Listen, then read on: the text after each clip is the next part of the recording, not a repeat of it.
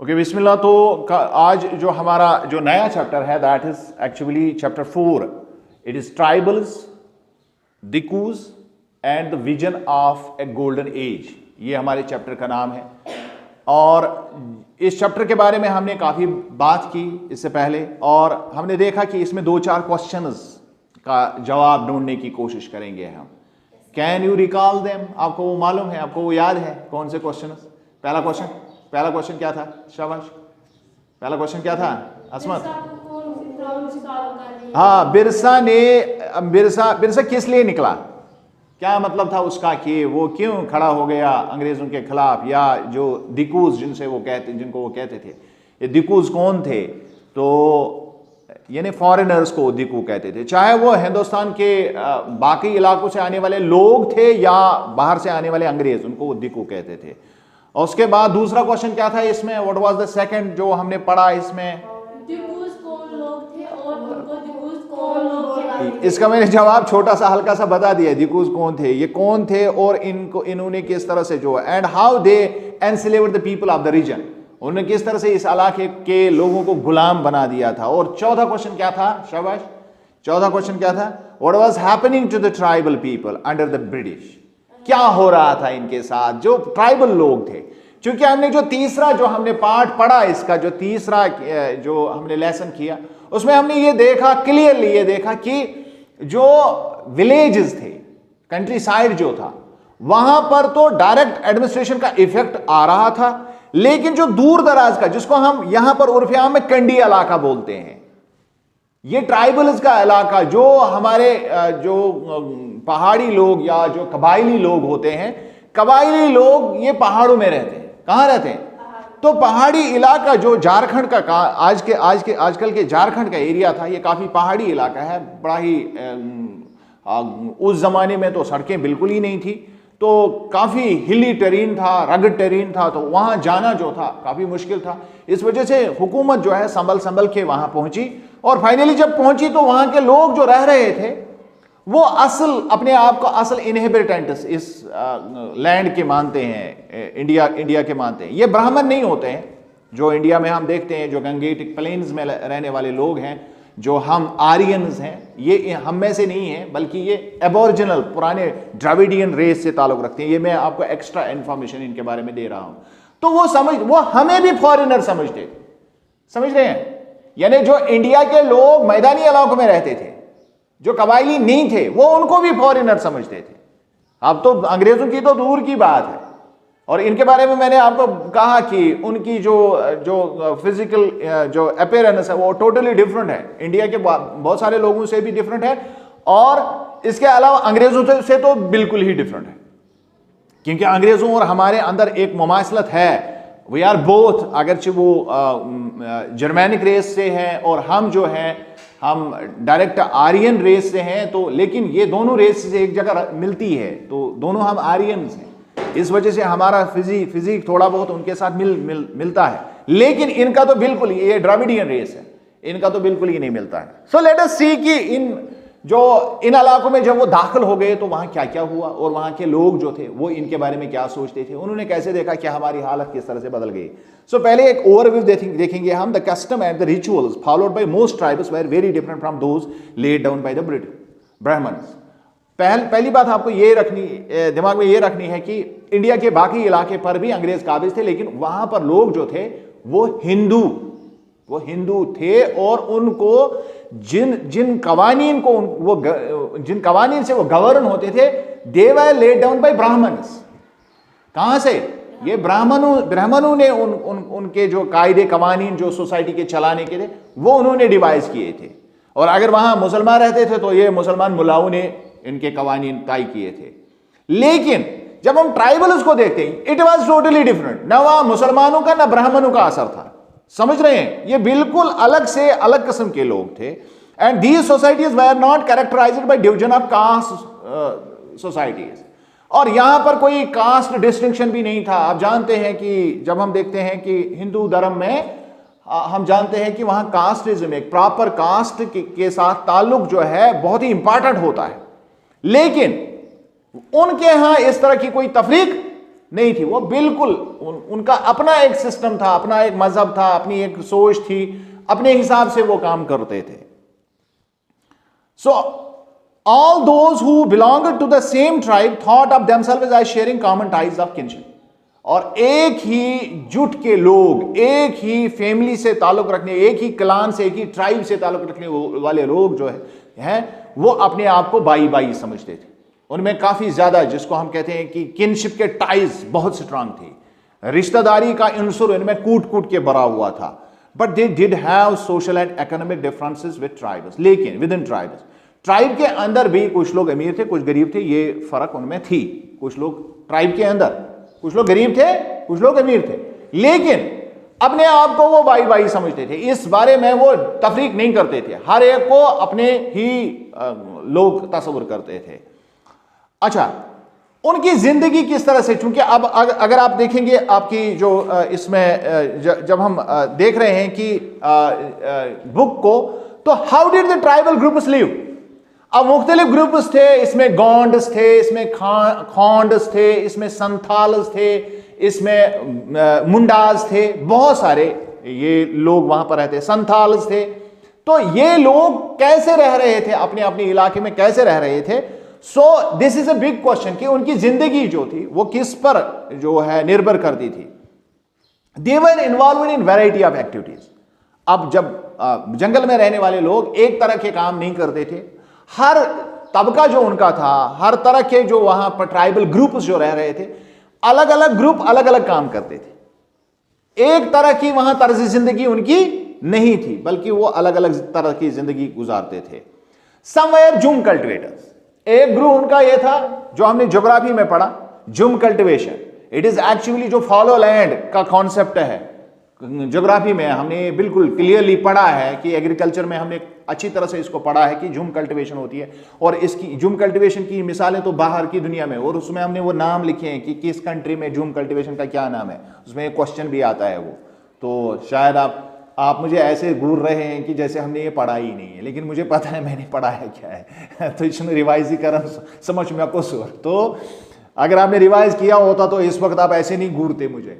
तो यहां पर जब जुम कल्टीवेशन की बात आई तो मुझे ज्योग्राफी याद आ गई। और जुम कल्टीवेशन जो है ये एक तरह की फार्मिंग होती है जो जंगलों में, घने जंगलों में किया जाता है। तो वहां पर एक जमीन के पैच को शेव ऑफ किया जाता है, उसमें से झाड़ियां हटाई जाती है, घिराई जाती है, काटी जाती है, और उसके बाद उनको आग लगाई जाती है।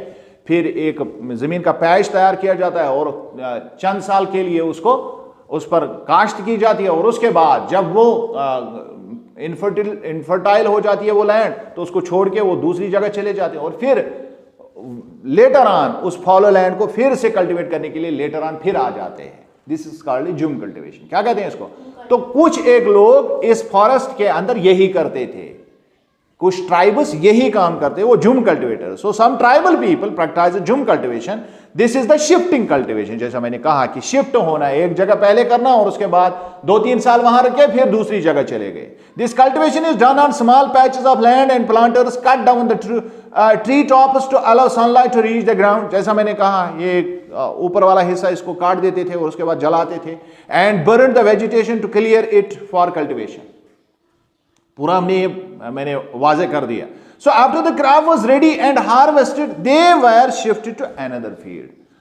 अब इसमें दो चीजें होती थी, या तो वो क्रॉप जब कंप्लीट होती थी तो दूसरी जगह शिफ्ट करते थे, या फिर अगर वो वहीं पर रहते तो अगले साल इसको, जब तक वो इनफर्टाइल नहीं होती थी तो दोनों चीजें इसमें हो जाती थी। So shifting cultivators were found in hilly and forest tracts of north east and central India.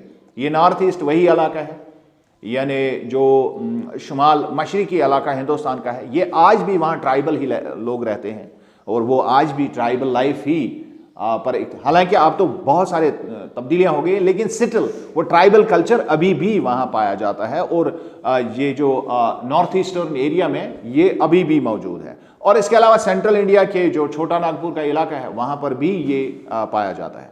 These tribal people moved freely within the forests and that is the reason they practiced shifting cultivation. क्योंकि ये shifting cultivation के लिए मजबूर क्यों थे, उसका वजह यह था कि वो एक जगह रहते नहीं थे। वो कभी जंगल में एक जगह तो कभी दूसरी जगह बसने के लिए चले जाते थे, लिहाजा उनके लिए मजबूरी थी शिफ्टिंग कल्टीवेशन करना। लेकिन क्या सभी शिफ्टिंग कल्टीवेशन करते थे? नहीं। दूसरा ग्रुप क्या था? They were hunters and gatherers. Hunters and पुराने तरज की, जो हमारे एंसेस्टर्स पहले माकबल तारीख में जब हम देखते हैं प्री हिस्टोरिक टाइम्स में ये होता था, लेकिन ये अभी भी वैसा ही करते थे कि जो फ्रूट जंगल में लगे हुए हैं या जो फसलें वहां खुद ब खुद से उगती हैं या जो वहां के जो जानवर हैं या वहां के जो परिंदे हैं उनका शिकार करके अपना पेट पालते थे। ये हंटर्स गैदरर्स कहलाते हैं।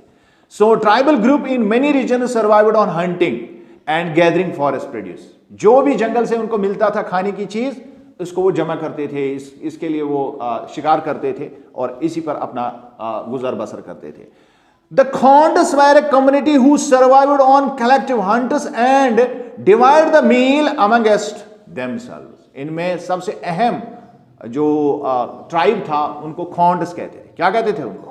खोंड। जैसा हम आगे मुंडाज के बारे में कहेंगे, बात करेंगे, बिरसा जो है वो मुंडा फैमिली से था, लेकिन हंटर गैदर में सबसे अहम कौन था? दे वर खोंड्स। खोंड से करते थे। This community ate fruit and roots and used oil extracted from the seeds of sal and mahua to cook food. ये लोग जो है ये आमतौर पर पेड़ पौधों के फ्रूट्स खाते थे या उनके रूट्स खाते थे।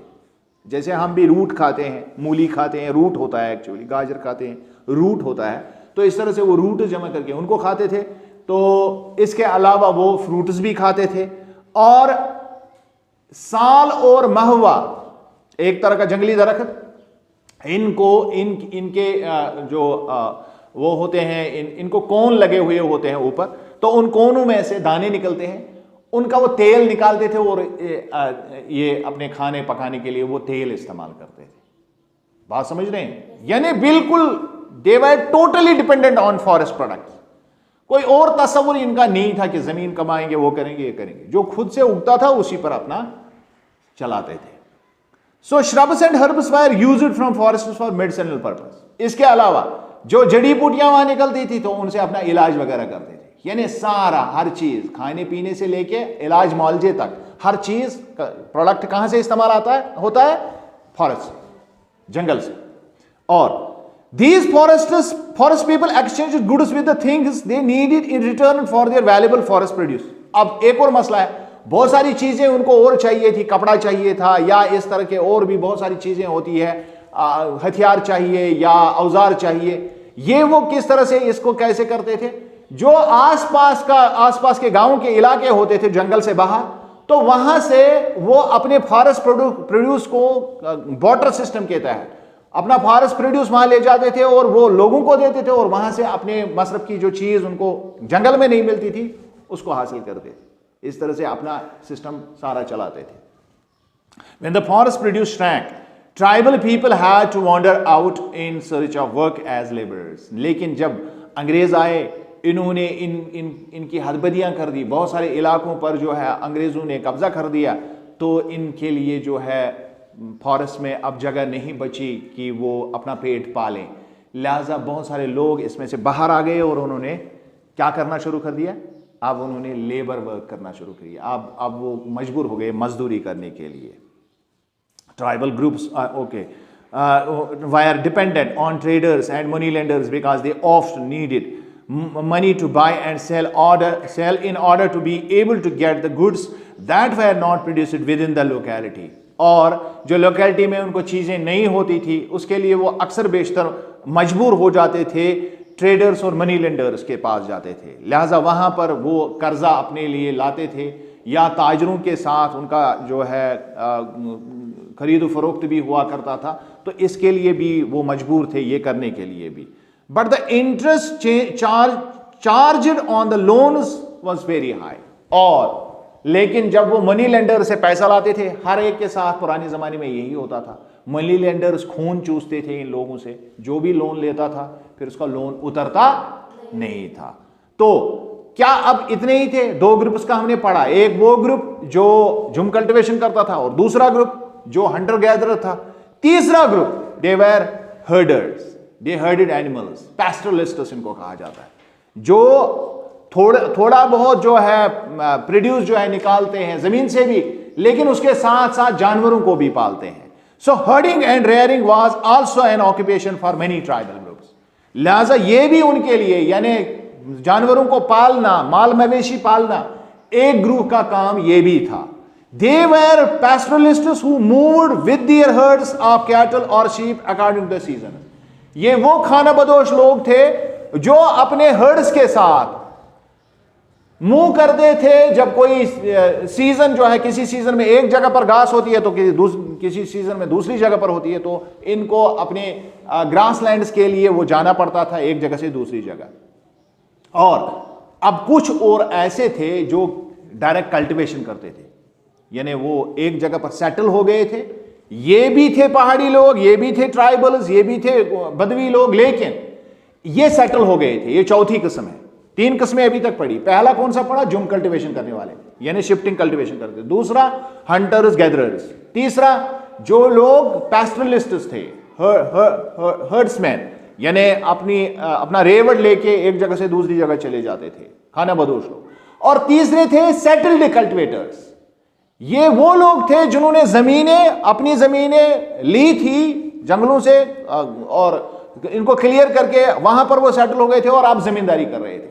बिरसा इन्हीं में से एक था, जिसके बारे में हमें आगे चलकर हम तफसील से, बिरसा के बारे में हम तफसील से बात करेंगे इंशाल्लाह। Tribal groups even before the 19th century began settling down। 19वीं सदी से पहले ही उन्होंने भी सेटल होना शुरू कर दिया था, क्योंकि उनको भी लग रहा था कि आगे जो है ज्यादा देर तक जो फॉरेस्ट हमें सारी की सारी चीजें नहीं दे सकता है, इसलिए हमें थोड़ा सा और भी कुछ देखना पड़ेगा। So the land of the Mundas of Chota Nagpur belong to the clan as a whole. ये मैंने अभी कहा, मुंडा फैमिली से ही बिरसा था। तो छोटा नागपुर का सारा एरिया जो इन्होंने क्लियर किया था, एक खास इलाके तक के महदूद थे, तो वहां पर पूरे के पूरे क्लान की वो जमीन समझी जाती थी जिस पर इनका कब्जा था। All members of the clan were regarded as descendants of the original settlers. और सारे के सारे क्लान मेंबर्स को कहा जाता था कि हम असल सेटलर्स हैं, यानी पुराने जमाने से हम ही यहां रहते हैं। जैसे हम ऑस्ट्रेलिया में इन लोगों को एबॉरिजिनल लोग कहते हैं, who had first cleared the land। ये वही लोग थे जिन्होंने सबसे पहले इस जमीन को क्लियर किया था, बंजर जमीन को या इस पौधे वाली जमीन को, इसको काबिल काश बनाया है। लिहाजा हमारा ही हक इस पर है। British officials saw settled tribal groups as more civilized than hunter gatherers और shifting cultivators। जब ब्रिटिश आए तो उन्होंने देखा कि ये ज्यादा लोग यहां पर जो रह रहे हैं ये सिविलाइज्ड है, तहजीब याफ्ता है, उन लोगों से जो जंगलों में रहते हैं, शिफ्टिंग कल्टीवेशन करते हैं या हंटिंग गैदरिंग करते हैं। क्योंकि इन्होंने एक पीरियड जो है वो क्रॉस किया था, ये सेटल्ड हो गए थे, इसलिए इनमें बहुत सारी चीजें जो है वो इन्होंने सेटल की थी और इन्होंने अपने मसाइल को हल किया था और ये समझ रहे थे कि सेटल लाइफ का मजा क्या है।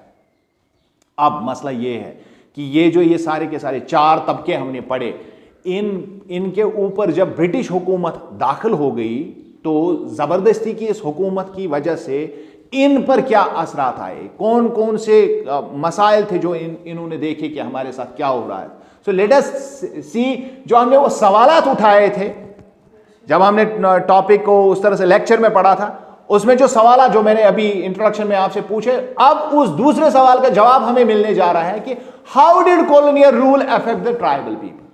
अब इनके ऊपर कौन सा असर आ गया जब यहां कॉलोनियल पावर आ गया। During British rule the lives of the tribal people changed. पहला ये आप याद रखिए, जहां कहीं भी अंग्रेज गए तो उन्होंने लोगों की जिंदगी को तब्दील कर दिया। अगर ये कहें कि उन्होंने तहस नहस कर दिया तो ये भी एक प्रॉपर टर्म होगी उसके लिए। सो अब हम देखेंगे कि सबसे पहले ये जो ट्राइब्स थे ये चीफ्स के अंडर हुआ करते थे, इनके सरदार होते थे। क्या होते थे? उनके साथ क्या हुआ, क्योंकि उनकी सरदारी अब नहीं रही। सरदार अब कौन था? British government. समझ रहे हैं, क्योंकि दूसरा सरदार तो हो ही नहीं सकता है। अब उनके साथ क्या हुआ? उनके साथ क्या हुआ? Before the British arrival the tribal chiefs were important people. जब अंग्रेज यहां आए उससे पहले यहां चीफ बहुत इंपॉर्टेंट होता था, ट्राइब का सरदार काफी अहम होता था। They enjoyed economic power and had the right to administer and control their territories। उसके पास इक्तिसादी ताकत भी थी, सियासी ताकत भी थी और अपने कबीले को अपने कंट्रोल में करने की पूरी भरपूर सलाहियत उसके पास थी। उसके अंडर सारा कबीला हुआ करता था।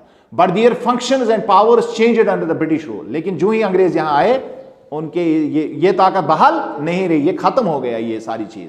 They lost their administrative powers, उनकी एडमिनिस्ट्रेशन का पावर जो है, वो जो नज्म नस्क का जो ताकत है वो खत्म हो गया, क्योंकि एडमिनिस्ट्रेशन पावर किनके पास आ गया? एडमिनिस्ट्रेटर ऑफ ब्रिटिश है, ब्रिटिश गवर्नमेंट है, तो पावर उनके पास चला गया। And were forced to follow laws made by the British officials. अब वो पहले तो एडमिनिस्ट्रेटर थे, अब वो अंडर एडमिनिस्ट्रेशन आ गए, यानी अब उल्टा उनके ऊपर भी रूल आ गया। पहले वो खुद रूल चलाते थे, अब उनके ऊपर रूल चलने लगा। और अब देखेंगे कि जो हमने कल्टिवेटर्स पढ़े, शिफ्टिंग कल्टिवेटर्स का क्या हुआ, और बाकी जो सेटलर्स हैं या जो बाकी हंटर्स गैदरर्स हैं उनका क्या हुआ। The British wanted tribal groups to settle down as it was easier to control and administer settled peasant. उन्होंने हंटर गैदरर्स और झुम कल्टिवेटर्स से कहा कि आप एक जगह रहिए, इधर उधर मत घूमिए, हम ये नहीं चाहते, क्योंकि उनको पता था कि एक जगह रहेंगे तो कंट्रोल में रहेंगे, ये इधर उधर घूमेंगे तो हमारे कंट्रोल में नहीं रहेंगे। So the British introduced a land settlement to get regular revenue sources for the state, क्योंकि हम जानते हैं वो परमानेंट सेटलमेंट चाहते थे, जहां कहीं पे वो जाए वहां से उनको पैसा चाहिए था। लिहाजा उन्होंने इनको भी मजबूर किया कि आप यहां पर रहिए और हमेशा के लिए बैठ जाइए, हम आपको इधर उधर घूमने की अब इजाजत नहीं देंगे। So land settlement means the British measured the land, defined the rights of each individual to that land. Land settlement का मतलब यह था कि लैंड को अच्छी तरह से इसको मापा जाए, उसके बाद रेवेन्यू सेट किया जाए और ये करार दिया जाए कि अब जिम्मेदारी किसकी है, किसके हवाले लैंड की जाए, fixed revenue demand for the state. और उसके बाद जो है रेवेन्यू कितना देना है इसको ये भी फिक्स किया जाता था। ये हमने पहले भी काफी दफा पढ़ा। The British effort to settle jhum cultivators was not very successful. जब इन्होंने जुम कल्टिवेटर से ये कहा कि आप एक जगह रहिए, तो इसमें वो कामयाब नहीं हुए, क्योंकि जुम कल्टिवेटर्स अपने आप को इसमें ठीक महसूस नहीं कर रहे थे। Facing widespread protests, the British had to ultimately allow them the right to carry on shifting cultivation in some parts of the forest. अब जुम कल्टिवेटर्स ने जब इसके खिलाफ प्रोटेस्ट की तो इन्होंने एडमिनिस्ट्रेशन ने तस्लीम किया कि ये मानेंगे ही नहीं। अब उन्होंने चंद एक पार्ट्स को इनके लिए रिजर्व कर दिया और कहा कि यहाँ इस इलाके में करिए आप, लेकिन उसके लिए शर्तें लगाई, और वो शर्तें हमने पढ़ी हैं। उन शर्तों में एक शर्त ये थी कि जो हमने यहाँ माइनस लगाए हैं या जो चाय के बागात आसाम में लगाए हैं उनके लिए लेबर आप दे दीजिए। यानी ऐसे ही नहीं दिया उनको, ये मतलब ये राइट उनको ऐसे ही नहीं दिया, बल्कि इसके बदले कुछ ले लिया उनसे, जुम कल्टिवेटर से। और इसके अलावा जब फॉरेस्ट लॉज आ गए, जब अंग्रेजों ने अब जंगलात के कवानीन नाफिज किए, उससे क्या हुआ इन कल्टिवेटर्स का। सो हम जानते हैं कि जो हंटर गैदरर्स थे वो फॉरेस्ट लॉज की वजह से ज्यादा मुतासिर हो गए, क्योंकि उनका सारा किस पर डिपेंड करता था? फॉरेस्ट पर डिपेंड करता। जुम कल्टिवेटर्स ने तब भी तो वो तो खुद थोड़ा बहुत काम करते थे, लेकिन हंटर्स गैदरर्स कुछ भी नहीं करते थे। तो फॉरेस्ट लॉज जब आ गए तो उनका तो बेड़ा गर्क हो गया, वो तो किसी काम के नहीं रहे। So tribal lives were directly affected by the changes in forest laws. जब कवानीन आ गए तो इनका जो कबायली इलाकों का तो खुदा ही हाफिज था, इनको बहुत ही मुतासिर कर दिया इन्होंने। Some forests were classified as reserved forests as they produced timber which the British wanted। कुछ एक तो इन्होंने रिजर्व कैटेगरी दे दी। ये रिजर्व का मतलब है इसमें कोई दाखिल ही नहीं हो सकता, क्योंकि ब्रिटिश को टिम्बर चाहिए, उनको अपने लिए लकड़ी चाहिए थी, और यहां पर वो काफी ज्यादा सेटलमेंट कर रहे थे, और जहां वो रह रहे थे वहां लकड़ी की उनको जरूरत पड़ती थी। तो ये लकड़ी जिस इलाके से वो जिस इलाके में देखते थे तो वहां पर बैन लगाते थे, उस इलाके को रिजर्व करार देते थे। British people stopped the tribal people entering the forests, but they faced a problem of getting laborers। लेकिन इन्होंने इनको मजबूर किया कि आप यहां अंदर दाखिल नहीं हो जाएं, लेकिन अब चूंकि अंदर काम करना है, ब्रिटिश को अपने लिए भी काम करवाना है, वहां माइनिंग करवानी है, वहां दरख्त काटने हैं, इसके लिए अब उनको लेबर नहीं मिल रहा है, जैसे मैंने जुम कल्टिवेटर्स के बारे में कहा। लेकिन हंटर्स गैदरर्स इसमें सबसे ज्यादा इंपॉर्टेंट थे, और हंटर्स काफी पावरफुल होते हैं, ये लड़ना जानते हैं ज्यादा। तो इन्होंने क्या किया? So the colonial officials came up with a solution. अब कॉलोनियल ऑफिशियल्स ने क्या किया? उन्होंने इनके साथ भी थोड़ी सी सुलह कर दी। The colonial official decided to give jhum cultivators small patches of land in the forest and allow them to cultivate. इन्होंने जुम कल्टिवेटर्स को कहा ठीक है, एक हिस्सा हम आपको दे देंगे, उसमें आप कल्टिवेशन कीजिए और हमें लेबर दीजिए। और यही काम किनके साथ हुआ? हंटर्स गैदरर्स के साथ भी। In return, those who lived in the villages had to provide labor to the forest department। अब जिनको रहने की इजाजत दे दी गई फॉरेस्ट के अंदर, उनसे अब ये तस्लीम करवाया गया कि वो लेबर दे देंगे। हमारा जो काम जंगल में होगा, अंग्रेजों का काम जो जंगल में होगा, उनके लिए लेबर प्रोवाइड करेंगे कौन? यही जुम कल्टिवेटर्स और यही hunters gatherers. Many tribal groups disobeyed the new rules, हालांकि इसके बावजूद भी बहुत सारे लोगों ने ये कानून माने ही नहीं। Continued with practice that were declared illegal, उन्होंने वो सारी प्रैक्टिस जो अपना पुराना काम जारी रखा, हालांकि अंग्रेजों ने इसको गैर कानूनी करार दिया था, लेकिन वो ये नहीं मानते थे, क्योंकि उनको पता था हम सदियों से यहां रह रहे हैं, ये कौन है अंग्रेज, ये बाहर से आने वाले दिकूज हैं, हम इनकी बात क्यों मानेंगे। And at times rose in open rebellion, और यही वजह हुआ कि वो इसमें इन्होंने बगावत भी की, और उस बगावत में सबसे इंपॉर्टेंट शख्स जिसने बगावत की वो था बिरसा मुंडा। उसने सारे के सारे ट्राइबल्स को एकजुट करने की कोशिश की, और उसने और क्या क्या किया उसके बारे में हम आगे चलकर, ये जो सारी की सारी प्रॉब्लम है इसके बारे में जो हम पढ़ने जा रहे हैं, that is in the next session. वो है कि the problem with the trade. अब इसके साथ क्या क्या और क्या मसाइल थे वो हम इसको नए चैप्टर में, नए इसमें पढ़ेंगे इंशाल्लाह। Thanks a lot.